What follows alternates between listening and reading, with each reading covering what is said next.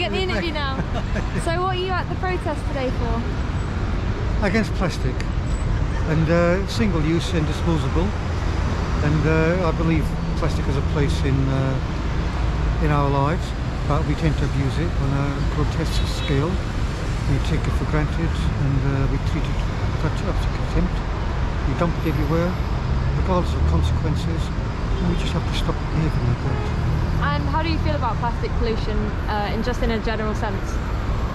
Well, I believe that if we join together, unite, we can undo a lot of the damage we've done. But I think a lot of it is beyond our ability.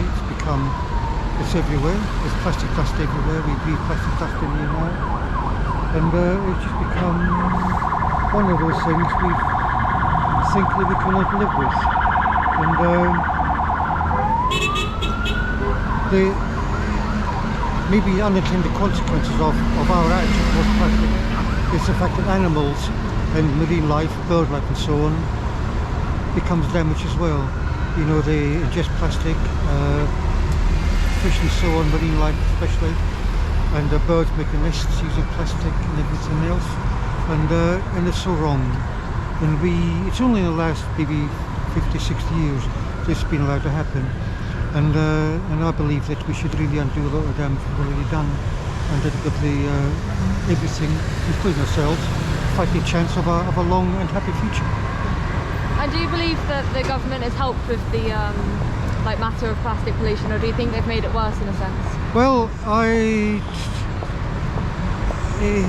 my own belief is that what they ought to do has got to be radical. It's going to be quite drastic to make an impact, because we all know that the consequence of damage of plastic pollution. And some of the things they've done, like banning plastic straws, plastic cotton buds and so on, is too little, too late. And really, I can stress that it's far too little and it's far too late. And they're talking about banning plastic forks and so on, plastic cutlery, but there's an opportunity last month to make a huge difference to our lives.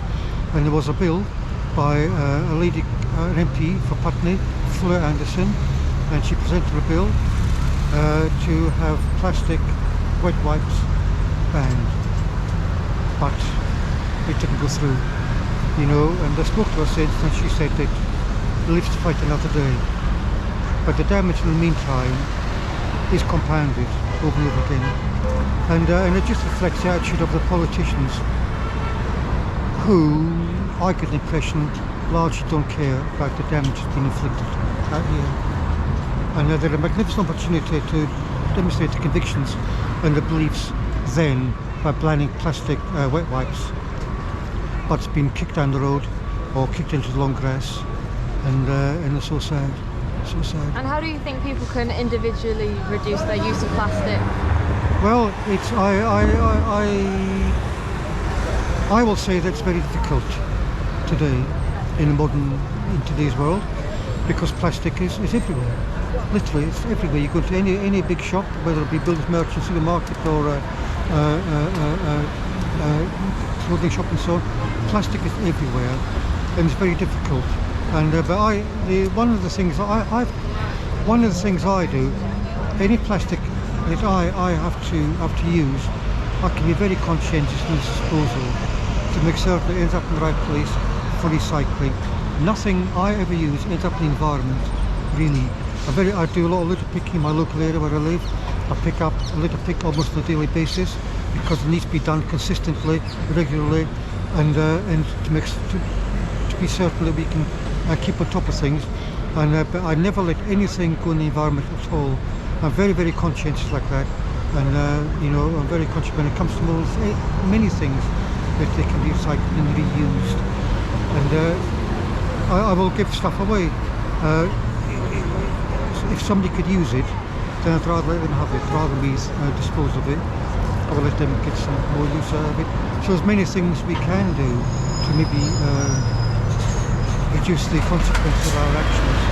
But the most important thing really is to stop littering. Really, that's one of the most important things we can do.